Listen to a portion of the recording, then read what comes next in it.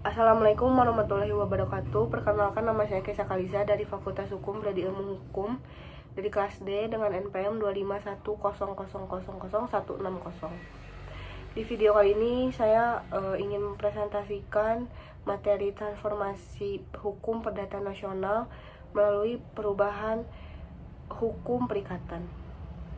Di slide pertama, hukum adalah cerminan peradaban. Hukum perdata, khususnya hukum perikatan, adalah tulang punggung setiap interaksi ekonomi dan sosial masyarakat modern. Ia mengatur janji, kesepakatan, dan tanggung jawab yang menggerakkan roda perekonomian. Buku 3 Kitab Undang-Undang Hukum Perdata adalah warisan kolonial yang usianya hampir 2 abad. Sejak zaman kolonial, hukum perikatan di Indonesia banyak dipengaruhi oleh sistem hukum Belanda, khususnya dalam bentuk Burgerlijk Wetboek atau Kitab Undang-Undang Hukum Perdata yang disahkan pada tahun 1847. Sejak Indonesia merdeka tahun 1947, adanya kekosongan hukum yang harus segera diantisipasi. Karena itu, dengan peniadaan penggolongan penduduk sebagaimana pasal 131 JO, pasal 163 Indische Staatsregeling, serta melalui pasal 2 Aturan Peralihan Undang-Undang Dasar 1945, KUHP Perdata tetap berlaku agar kehidupan hukum dan kepastian hukum di tengah masyarakat tidak terhenti. BW atau KUHP Perdata mengatur berbagai hal mengenai perikatan, baik yang berhubungan dengan kontrak, ganti rugi, serta hubungan antara kreditur dan debitur. Hukum perikatan ini menjadi acuan bagi sistem hukum perdata di Indonesia, meskipun telah mengalami perubahan dan penyesuaian dengan keadaan sosial, ekonomi, dan politik Indonesia yang terus berkembang. Burgerlijk Wetboek tidak dirancang untuk seluruh penduduk Hindia Belanda. Ia hanya berlaku bagi golongan Eropa dan Timur Asing, sementara bagi pribumi berlaku sistem hukum yang berbeda. Hukum perikatan yang out of date menciptakan resiko ketidakpastian hukum dalam menghadapi dinamika abad ke-21. Perkembangan teknologi era digital dan transaksi lintas batas telah melahirkan bentuk-bentuk kontrak dan perikatan baru seperti e-commerce, badan hukum, perlindungan data pribadi, dan skema pembiayaan inovatif yang seringkali tidak terakomodasi secara memadai dalam kerangka hukum lama. Kondisi ini menimbulkan 2 tantangan besar. Yang pertama, ketidakpastian hukum. Kurangnya regulasi yang adaptif membuat sengketa modern sulit diselesaikan dengan adil dan efisien, menghambat iklim investasi dan bisnis. Yang kedua, kesenjangan keadilan. Norma-norma lama gagal memberikan perlindungan yang memadai bagi pihak yang lebih lemah, terutama dalam kontrak baku dan transaksi digital. Oleh karena itu, pembaruan hukum perikatan bukan lagi sekedar pilihan, melainkan keniscayaan konstitusional dan kebutuhan ekonomi bangsa.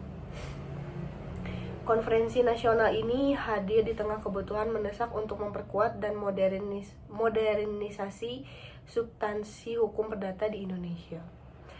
Diskusi dan sinergi antar akademisi, praktisi, dan membuat kebijakan seperti yang kita lakukan hari ini adalah kunci untuk mewujudkan kebijakan hukum nasional yang responsif terhadap dinamika zaman.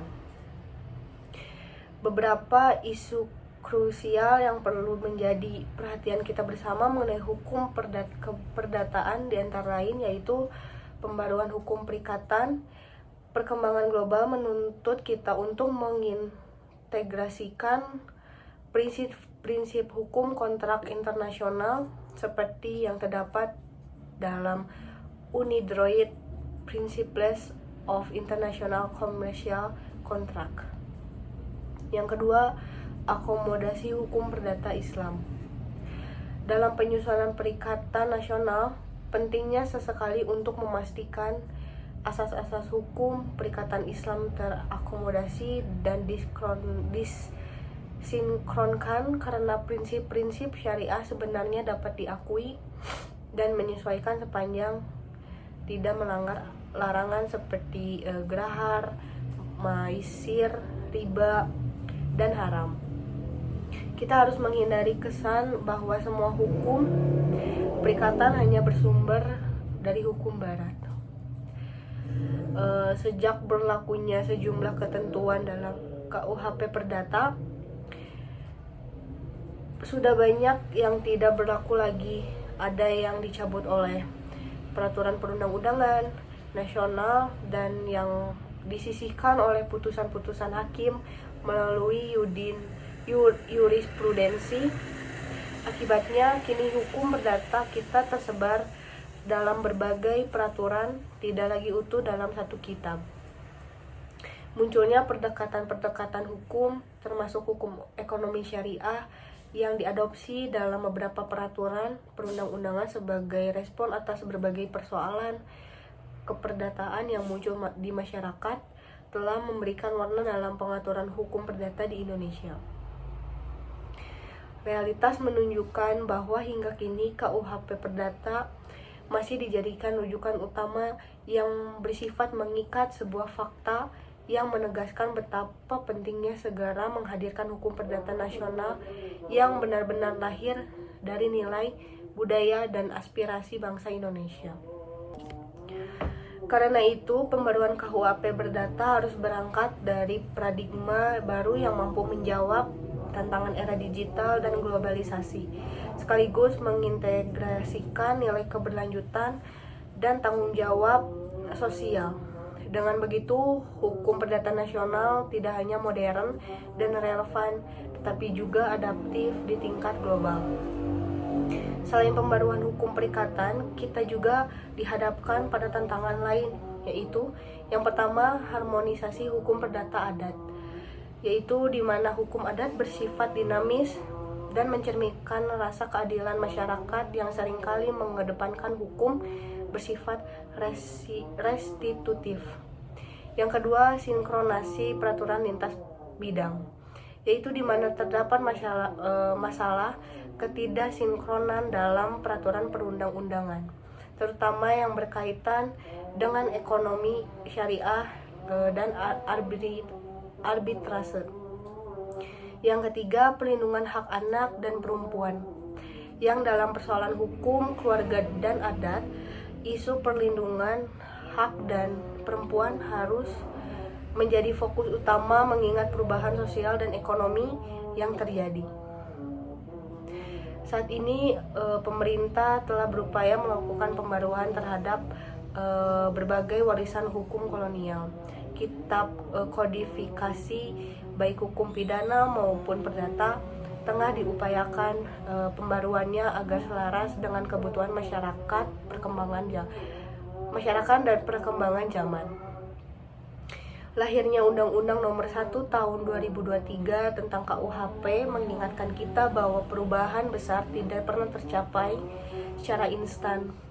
Ia merupakan buah dari perjalanan panjang jerih payah anak bangsa dalam melakukan rekodifikasi, mengharmonisasi materi yang sebelumnya tercecer di berbagai peraturan, dan akhirnya merangkainya kembali dalam satu kitab hukum pidana. Di tengah pembaruan urgensi hukum perdata, tantangan utama yang kita hadapi adalah bagaimana menemukan titik keseimbangan antara tradisi dan modernitas. KUHP Perdata tidak hanya berfungsi sebagai perangkat hukum, tetapi juga merefleksikan identitas hukum Indonesia, terlebih kearifan lokal bangsa Indonesia yang termanifestasikan dalam berbagai hukum adat yang tersebar di seluruh bumi Nusantara. Pembaruan hukum perlu dilaksanakan dengan tetap menghormati prinsip-prinsip dasar yang telah menjadi fondasi hukum nasional, sekaligus membuka ruang bagi kebutuhan masyarakat modern dalam konteks ilmiah, penelaah atas fitur-fitur unggulan KUHP Perdata menjadi penting. Tidak dapat dipungkiri, kitab ini telah memberikan fondasi yang kokoh bagi praktik hukum perdata Indonesia. Fondasi tersebut kita perlu disesuaikan dengan dinamika zaman sehingga hukum perdata kita tidak tertinggal, melainkan berkembang menjadi sistem yang modern, relevan, dan mencerminkan jati diri bangsa. Sekian dari saya. Wassalamualaikum warahmatullahi wabarakatuh.